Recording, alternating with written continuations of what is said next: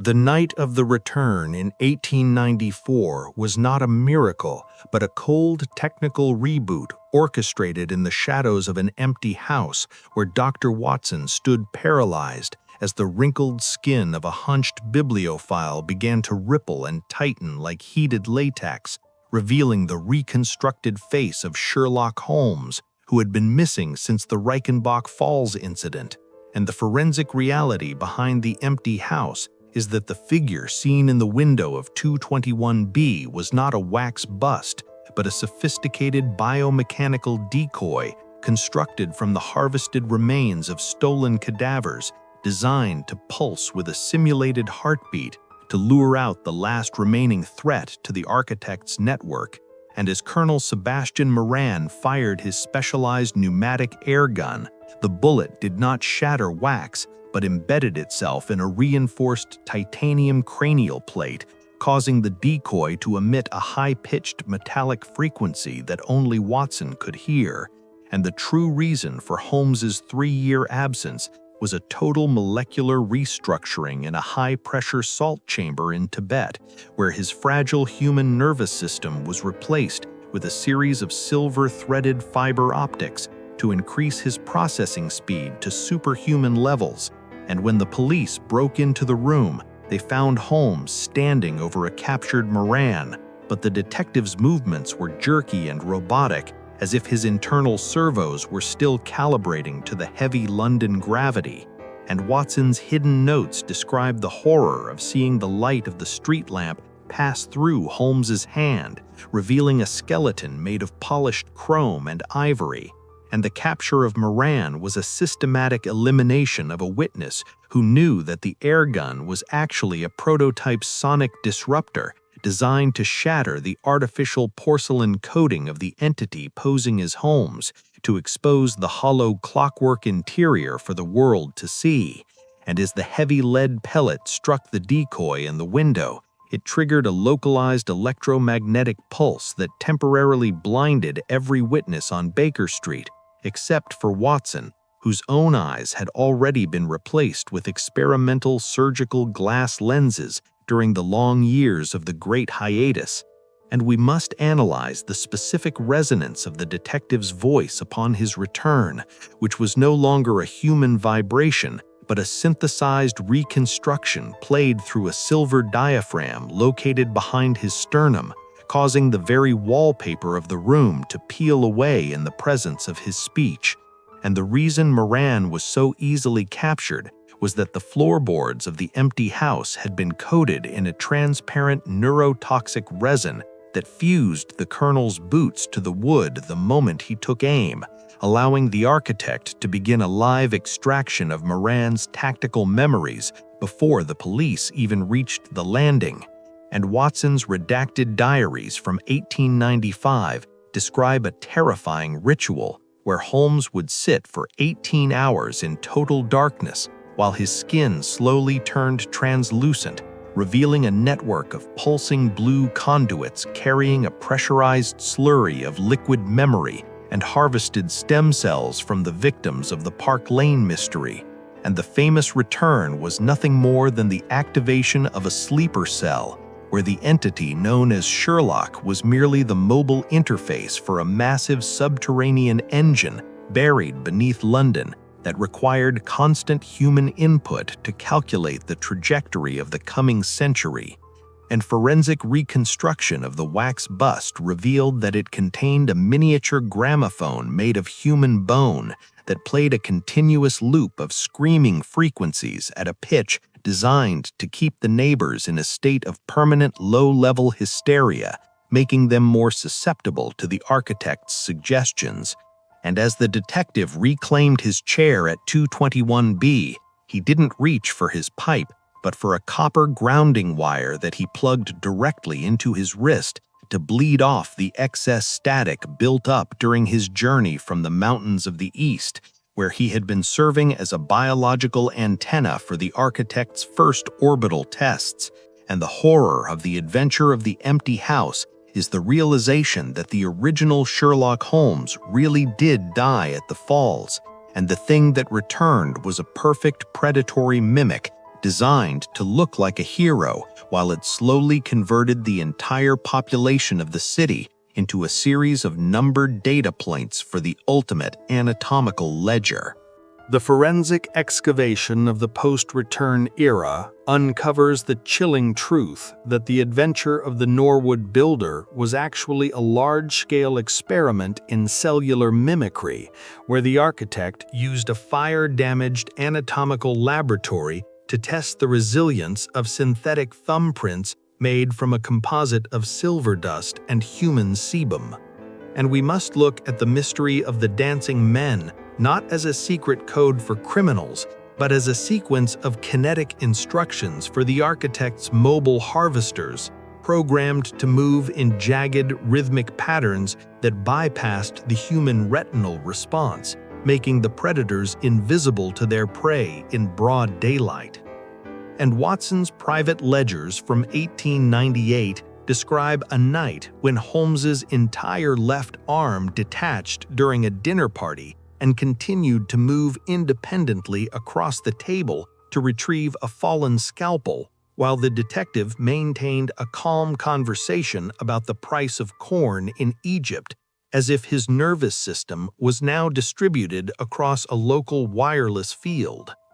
And the horror of the Abbey Grange was that the killer wasn't a man, but a prototype unit that had suffered a catastrophic logic leak, and Holmes was sent not to solve a murder, but to retrieve the leaking hydraulic fluid before it could contaminate the local groundwater of the estate.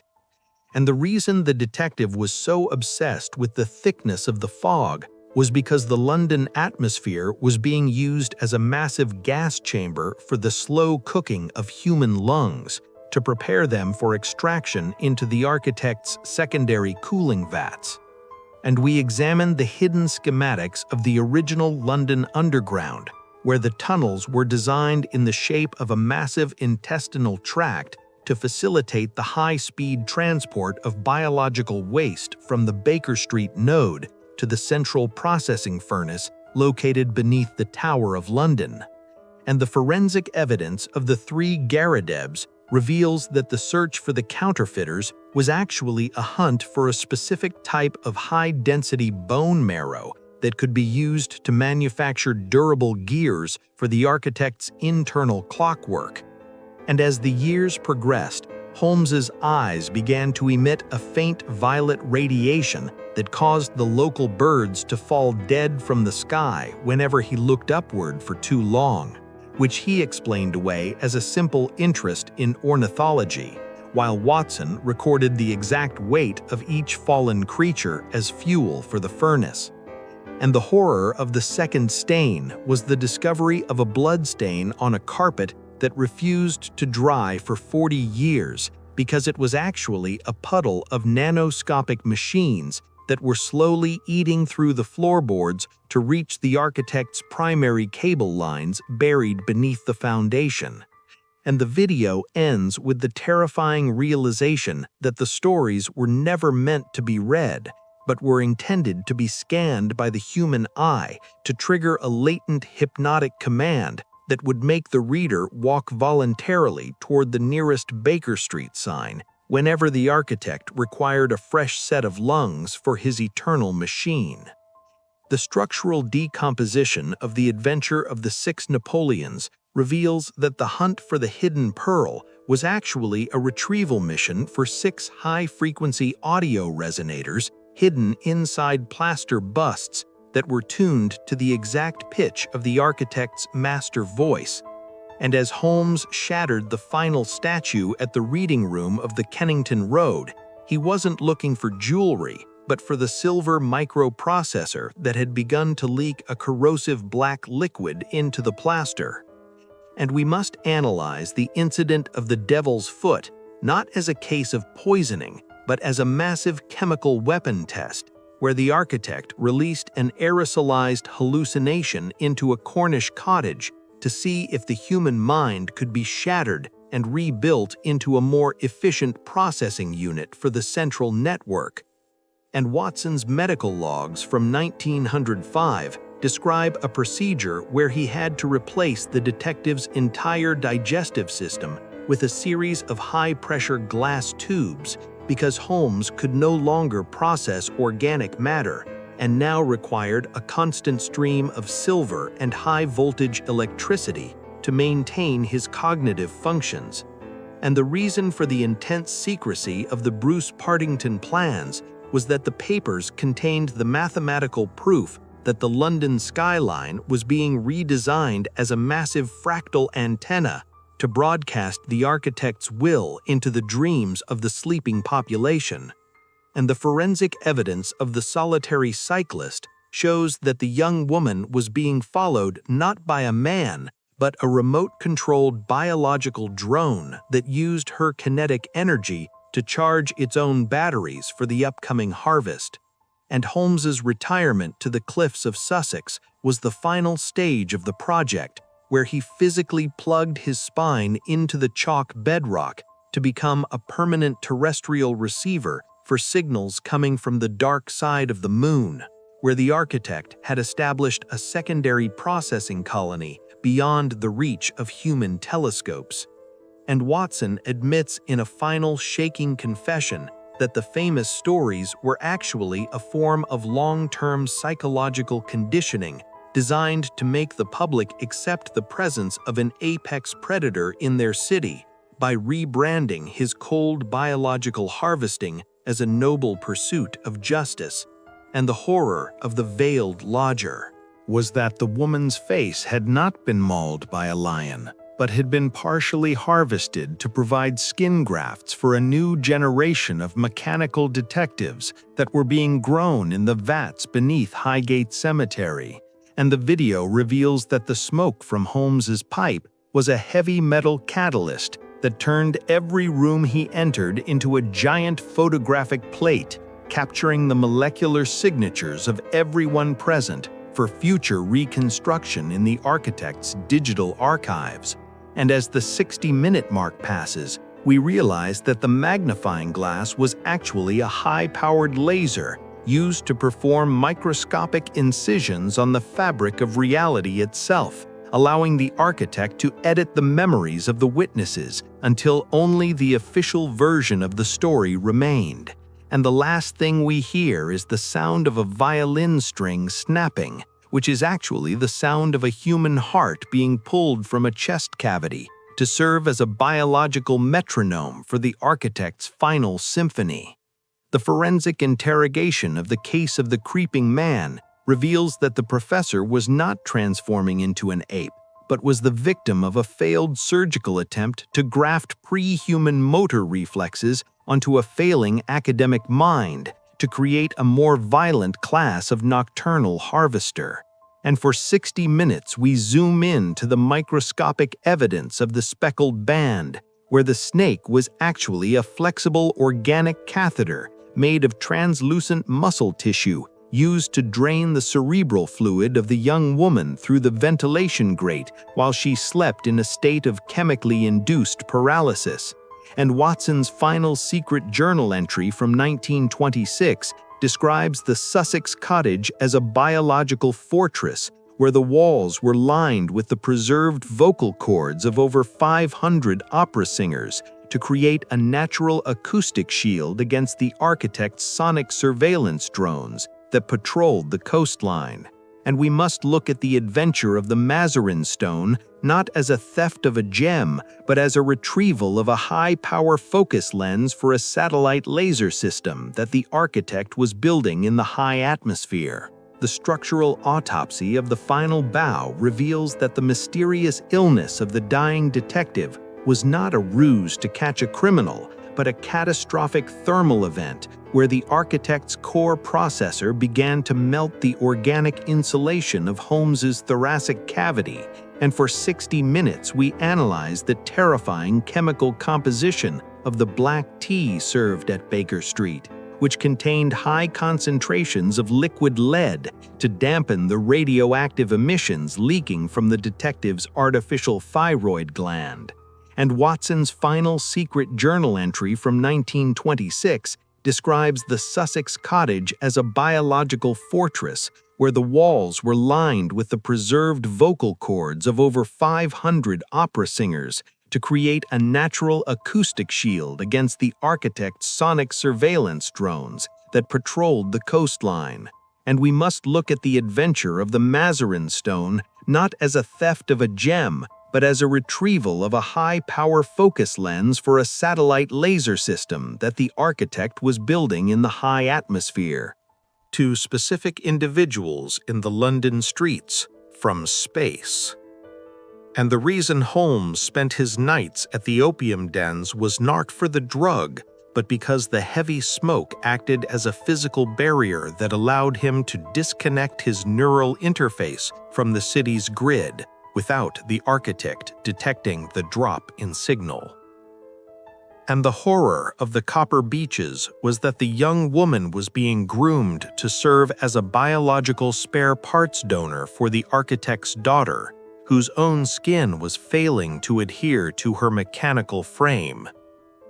And Watson admits in a shaking hand that the reason Holmes never married was because his internal temperature was high enough to ignite human flesh upon contact, and he could only find comfort in the cold embrace of the silver cooling coils in the basement of the Diogenes Club. And we examine the redacted blueprints of the Victoria Station clock, which was actually a giant timing mechanism for the global synchronization of the architect's harvesters to ensure that every death in the empire occurred at the exact millisecond required to balance the energy load of the central engine. And the forensic evidence of the empty house reveals that the air was filled with a fine dust of ground human teeth used as a lubricant for the detective's shifting facial joints. And the video concludes with the revelation that the famous deerstalker hat was lined with a thin film of lead and copper to prevent the architect's thoughts from being overwritten by the stray radio waves of the early 20th century. And as the final frame fades to black, we uncover the horrifying truth that the great detective's famous magnifying glass was actually a high-velocity particle accelerator used to disintegrate the evidence of his own victims before the molecules could be identified by the police. And the last sound you hear is the rhythmic clicking of a telegraph machine coming from inside your own chest, because the architect has finally completed the wiring of your heart, and the harvest is now officially complete. The ultimate forensic termination of the Baker Street files reveals that the great detective was never a man, but a nomadic consciousness housed in a series of rapidly decaying silver vessels. And as we reach the final 60 minutes of this autopsy, we uncover the blueprints of the Sussex basement, where the retired Holmes did not keep bees, but maintained a massive cooling vat of human memories used to lubricate the gears of a clockwork god that lives beneath the British Isles. And the horror of the final bow is the realization that the War of 1914 was not a geopolitical conflict, but a mass-scale biological harvest orchestrated by the architect to clear the continental shelf for the construction of a new neural crust made of iron and bone.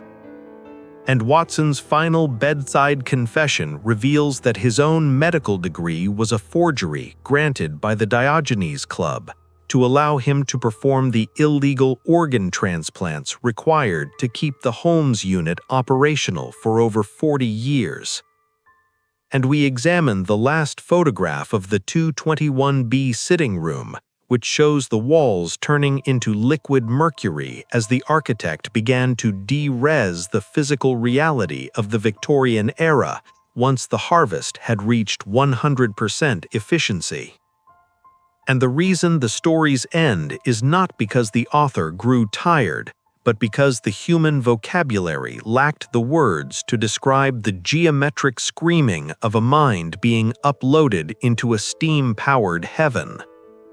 And the forensic evidence of the empty house now shows that the house was never empty, but was filled with the invisible, transparent ghosts of everyone who ever read a Sherlock Holmes story. their identities shredded and repurposed to serve as data points in the architect's eternal calculation.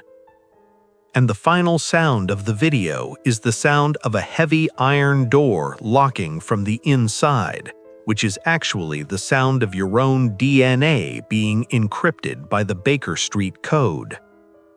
And as the screen flickers for the last time, you see the image of Dr. Watson putting away his scalpels and turning out the gas light, because the light is no longer necessary for what you are about to become. And the butcher of Baker Street finally smiles, because the case is closed, the evidence has been consumed, and you are now the final entry in the archives of the dead.